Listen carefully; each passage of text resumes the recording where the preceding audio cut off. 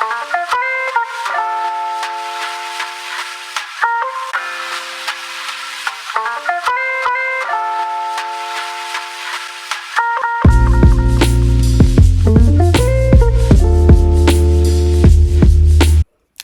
guys, we are getting ready to go to the gym and I'm going to show you my current ab and cardio routine. I don't normally do my abs in the gym. I can just do them from home because they're all bodyweight exercises, but I was just feeling like going to the gym. So I had my breakfast earlier, but it was a good 2 hours, so I decided to have a little croissant, vegan croissant, and I am getting my BCAAs and clear protein ready and just sip on that before the workout, through the workout, after the workout, just a wee bit of flavour, a wee bit of something. So cardio wise as well, I don't actually do my cardio in the gym.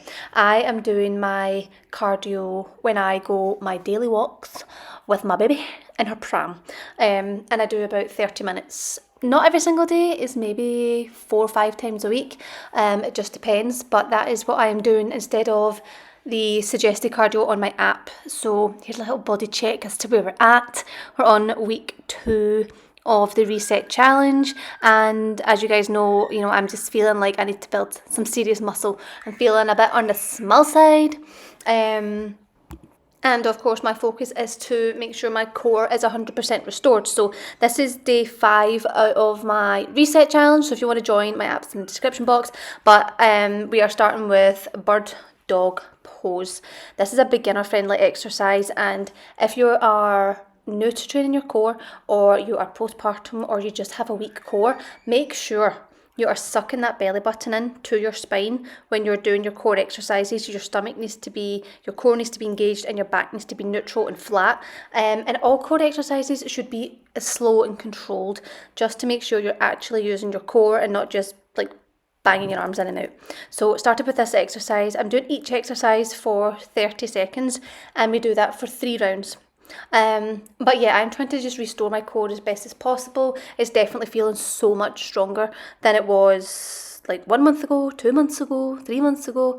And it is a slow process of getting strength back.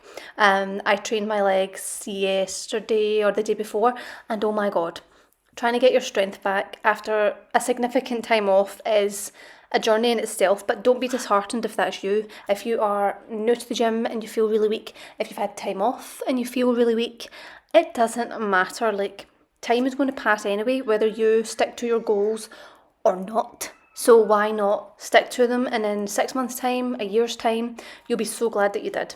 So next exercise, we are doing leg raises, and I filmed my second set, and my leg raise ability is single leg at the moment. Double leg is just too much for my core, and as you can see, my hamstrings are so tight from training legs the other day. So you want to obviously try and keep your legs a bit more straight, toes pointed, and again, keep your belly button into your spine. A lot of these exercises are beginner friendly, and they don't have many crunching movements. So training your core, crunches are not the way to go. Obviously you can add them in as an exercise, but they shouldn't be the focus of your abs. A lot of the time when people are doing crunches, they're just swinging their body up, they're using their hip flexors, you're not actually engaging your core. So these exercises are slow, controlled, making sure you're only using your core to do the movements. Next up, I was doing scissor kicks, and again, scissor kicks are meant to be as low down as you can do them. This is my level for scissor kicks right now. It is beginner level. Like, we cannot bring the legs down further without my back coming off the floor. So again, keep your belly button sucked into your spine, pressing your back into the floor, keeping your core engaged. Otherwise, you end up with an arched back pain, you're not using your core, and you're just essentially wasting your time. So it depends what your goals are right now, and whether you're not, how much cardio you wish to do. But I used to avoid cardio because I was always on a want to build muscle journey. But when you think overall about what actually your health and fitness journey is, it's about overall health and fitness. So for me, I'm not doing any crazy cardio right now or anything. I am just incorporating it as a daily habit and going outside and getting fresh air and doing a walk. And like I said, it's about 30 minutes to an hour, it just depends. It's normally about 30 to 40 minutes, and I do that a couple of times a week. And I normally do my core at home also a couple of times a week. You don't need to do a core multiple times a week if you are not postpartum, but we are still in the recovery process, so I'm doing it a couple of times a week, only maybe 3 times a week.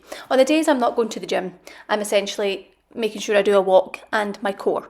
So gym 4 times a week, core and walking 3 times a week, and that's kind of it. So if you guys want to grab my app, you can in the description box. We are on week 2 and it's an 8-week program, so you're not exactly behind if you do want to join, but just remember to keep your goals in mind and work on yourself in 2024.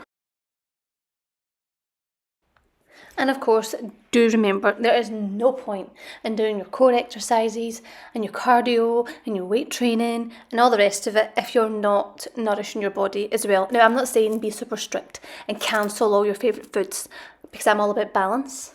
But guys, your diet is key. So make sure you focus on that too.